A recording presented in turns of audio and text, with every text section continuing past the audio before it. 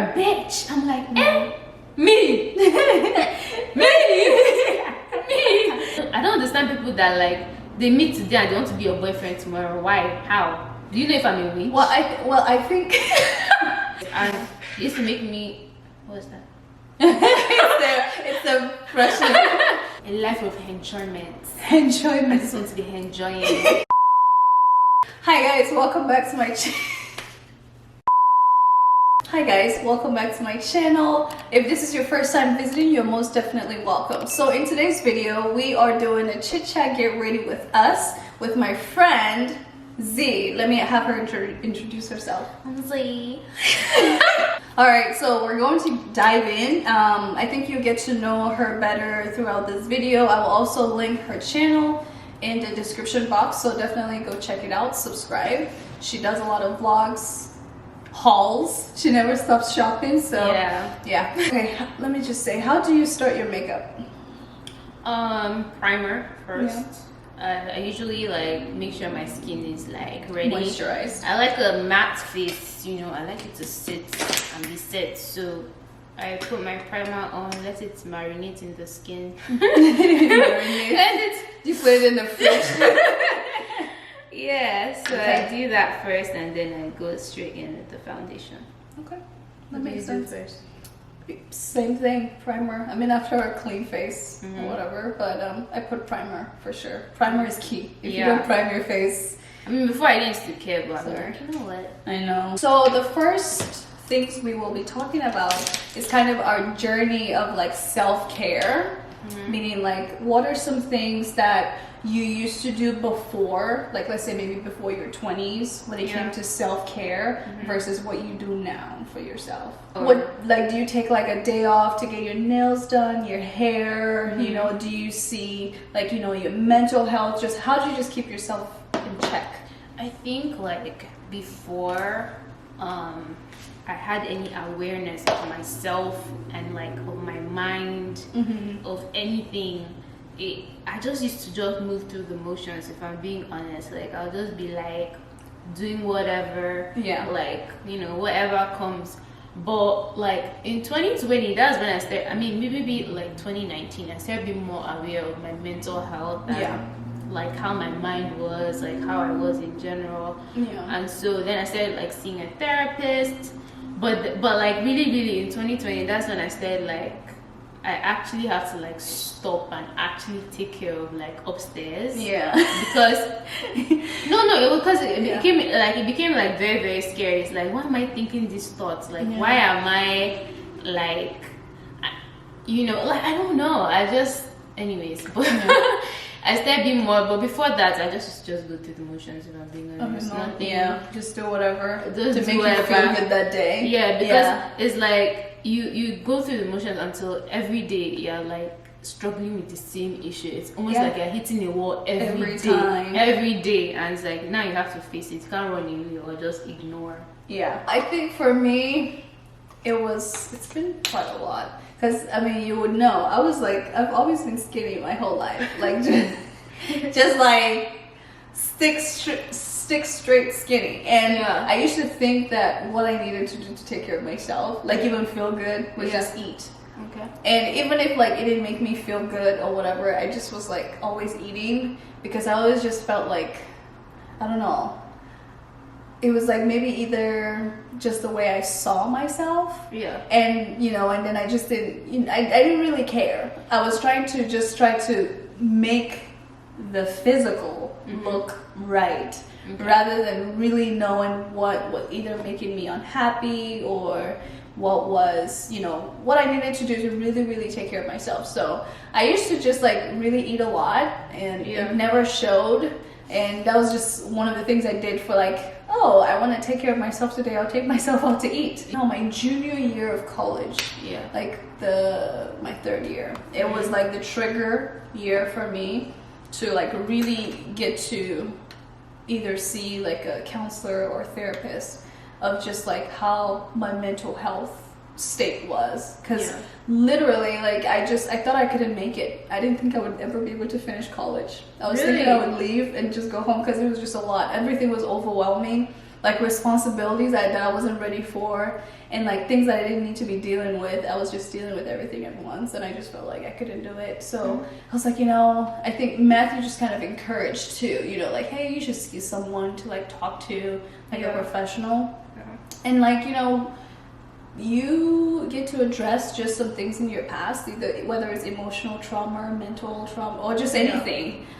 You know, address that to really see the root cause of like, why aren't you able to kind of like move forward or feel good.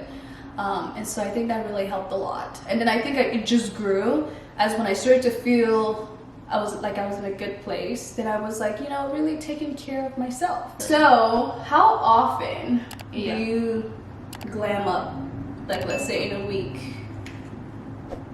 Probably like 2 times a month.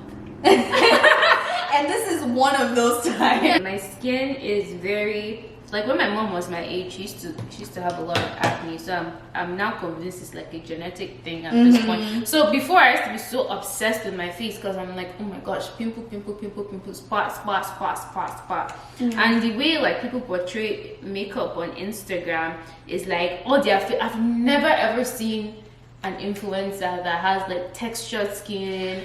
Why are they always making it look smooth? Like those videos look smooth. I'm like, my face doesn't look like this. That, yeah. My face doesn't look like this. Skin doesn't look flawless. It has texture, pores and spots. Stuff. So I used to be so like, because sometimes in my face I go through like cycles. I have good skin days and like days where my acne is just like acting up, and I'm just like, and you can put makeup on top of acne. That's like, it's cool, but I already feel so conscious about my acne that I'm like, when did it start like becoming like a thing you started to notice? Because I mean, like when we were in school, you had flawless skin. Yes, your skin was fine. I have flawless skin. I'm gonna do this. She's like, gonna do this. I have flawless skin, but I think maybe in 2017, I had like one spot on, like one blemish on my face, and I didn't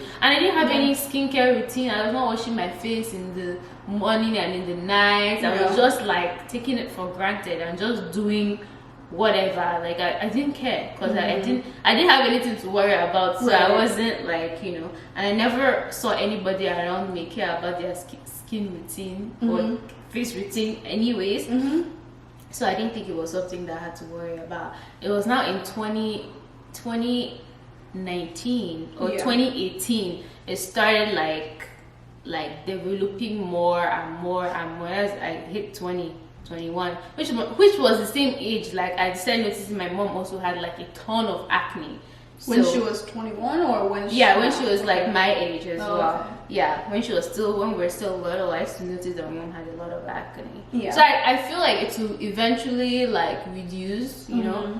It's definitely like hormonal. So I can't, at this point, it's like they're going through my ovaries and they're like measuring like which chemical is more than which, like, you know. I'm sure you have a handle on it.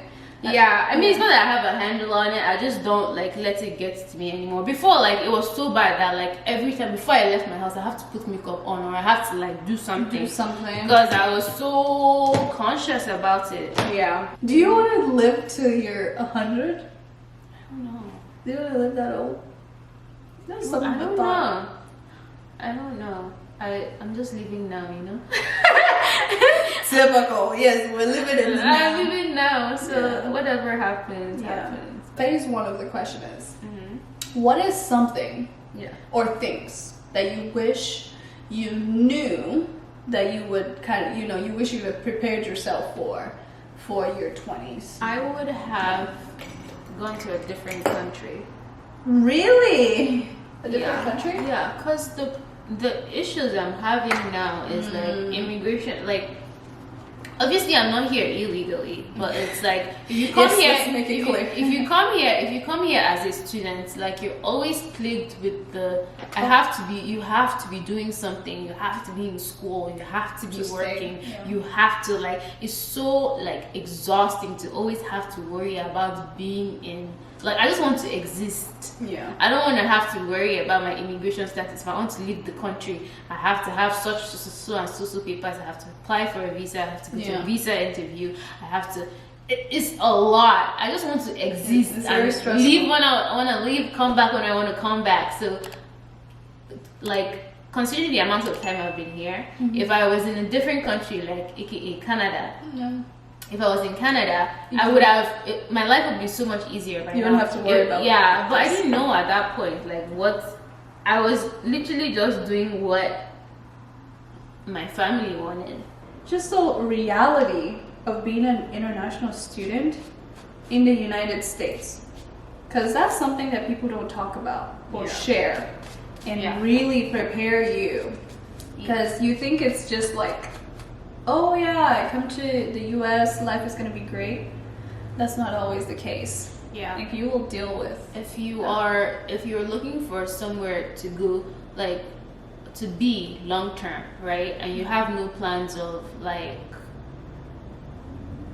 you don't have like immediate family that can file for a green card for you, or you don't plan on marrying somebody that's a US citizen, then like this is not the place. That's to something come. to think about. That's something to think about. And there's so many ways that people can be, you know, have like a valid work status and like long-term immigration plans that can work for you if you're doing a PhD. Like so many things you can do, right? It's totally feasible. Yeah. If you want to do PhD, like if you want to go as far as that, then sure, you can come to the US. The possibility of getting sponsored with education with academia is very high. Like it's actually a separate category of route to living in the US. So I mean, you probably have a chance being a professor. Yeah. Yeah. And also, if you want to go back to your country too, like if you want to go back to your country, if you have no plans of like staying here, then good. This is like a temporary fix. But if you're the kind of person that you want to, like this new country is gonna be your new. You see yourself having kids there. You see yourself with your spouse there. You see yourself like securing roots. Then US is not the place. If you don't have family that's already here that can family that can file for you, not family that they're your cousin but not really your cousin, not that type of family. I'm only here because I've been here before. Like it was familiar, it was easy to get here. But staying here is a whole nother like ball game again. So or if you know your parents are gonna give you $1 million. Take it and then start a business, and you can be here. You can be here on as an investor. You invest in of course. Take advantage of. Tell your parents, hey, you got $1 million to borrow me, and then you'll be good. You'll be set for life. In the line of your 20s, let's skew to the conversation of relationships. Whether it's family, romantically, friends, how have you grown or evolved from like, you know, your teens to like your 20s? Like how have those relationships evolved for you? And especially like even being like having long distance relationships. Because you have it with, you have long distance relationships. We had it with our families first and foremost. You know, how were you able to navigate through that? And then other relationships that you had too? I feel like my whole life I've always been in love. Like my whole life I've always been in love. If I'm not in love with like 2 people at the same time, 3 people at the same time. Like when I was younger, before my like current relationship, I want to hear this. I was messy. It was messy. Like I would be with like talking to like 3 people at the same time, 4 people, this is what everybody should do when they're young. You should be talking to 5, 10 people at the same time. Well, in the context, like if you're just in a deep not in a deep relationship. Like you're just talking. Like nobody asked me to be their girlfriend, so I'm not going to just spending my time with one person. Get it. You know. Yeah. In that scenario, like it was messy, and it was just like I didn't know what I wanted. Like I probably dated like maybe 8, 7 people in the span of a year. Because I didn't know what I wanted. People would be like, do you want to be my girlfriend? I'd be like, yes, we did for 2 weeks. And I'm like, I don't want to be with you anymore. Or Like some people have been like, let's do trial period. But like it, you can continue. It was so like funny. I didn't know what I wanted. So I would just like say yes and then figure it out later. But then as I got older, I decided that like I wouldn't say yes because the person wants me to say yes. I'll say yes because I want to say yes. Oh, I'll tell you. There was this one guy that I don't know, we were feeling each other, right? We were in that, you can be vulnerable. He was telling me about his a long time ago, like 2014, 2013, you know. Okay. Was telling me about how, you know, his family is not together and like, you know, just like deep, like stuff you don't usually tell people. Yeah. You know. Yeah. And he was just telling me about all this stuff and, you know, and then we had such a like our chemistry was our chemistry was so, you know, you just meet some people like you just see them, your body is just like your head is rising when you see them. She's got the goosies. Our chemistry was mad. Oh wow. But he did not want to be in public with me. I never understood. I never understood. But me, we were just coming out of Fatima at that time, so I wasn't really. I didn't there are certain things I didn't code immediately. Yeah. You understand? You don't know that you're going through something until after. Yeah. And he was like, I thought we were being like exclusive. I thought we were, you know, like that's hence the reason for why I was dating 2-3 people at the same time, because I was giving myself to one person, investing my time to one person, wait for the person to come out and show that they're with other people or like, you know. Wow. Okay. So I give myself to this person, and not giving myself to the person, but investing a lot of time getting to know the person. I believe in friendship first before romantic. I don't understand people that like they meet today and they want to be your boyfriend tomorrow. Why? How? Do you know if I'm a witch? Well, I think I think in this there are some people that are like they're not necessarily like they are intentional. Of where they want to get to with that relationship. That's very, very different. So these people that they meet you today, I like you to be my girlfriend. Why? Yeah. Let me be your friend first. Do you know if I'm mad? Oh, there are those people. Like no, there are. Especially those Nigerians are crazy. We're crazy in the head. How's your you know, my journey with my journey with? Oh my gosh, mine has been very deep. Yeah. I don't know. I've always been, you know, in the past. Just a disclosure, I have a husband now, so I'm no longer dating. Married. So no, I just wanted to say, like, I've always been intentional. I've always been an intentional person with what I want to do. I may not necessarily always communicate it to the other person, but for the longest that I can remember, I've been in relationships, and we've taken them serious, you know. You've always been in love. Yeah, like I've always been in love. I've been very deep. Yeah, I've always been deeply in love, and you know, I've just always known just the kind of person I am, that if in the past, like, you know, when we were like really, really young in high school, like early on, you know, we would date casually, call my boyfriend. It doesn't last. After the first term or semester, you guys are over onto the next person. But I think just like after like senior year, like after we graduated, I did a few people, but like I've always been in relationships that I felt that like you hope will lead to marriage. Yes, I've always felt like it would lead to marriage, but it was not necessarily like we were going to just get married. It was a situation of I will date this person for as long as it takes till we get there. You know what I mean? Yeah. And they were, you know, great people. Like I've never been unlucky. I don't want to say that. Wow. Like I've never been unfortunate. I mean, there've been some players along the way, but I knew how to play too. But like they have been genuinely good. I've been so unfortunate too. Hey, I remember one time I was dating this one guy. He said, "You're a bitch." I'm like, eh? Me? Me like this. Me, I'm a bitch. Yeah. But it was alright because me, I wanted to end the relationship. I'm like, call me whatever you want to call me. It's alright, baby. Let's go. We out. We out of this relationship. Yeah, but I've always, and they're genuinely good people. You know, I'm sure like ladies, women that have met later or, you know, later in life and, you know, they've been with, like, they're genuinely good people. Long term, just where do you see yourself being? Like, not like necessarily career wise, it's just like, what do you want to be doing, you know? Like, what's like gingering you? A life of enjoyment. Enjoyment. I just want to be enjoying.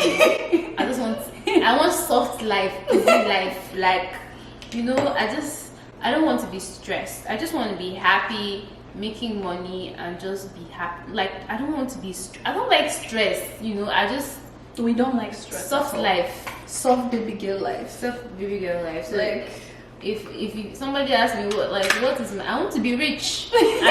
My life, my career, my future, like what I want to be when I grow up is rich. That's what I want to be. Like, it doesn't matter what the richness look like, whether it's in entrepreneurship, it's in being a doctor or being a pilot, doesn't matter. Any money where I get like this, any little change, now enjoyment. No worry about my future. My future no dey go anywhere. I go to think about my future next year.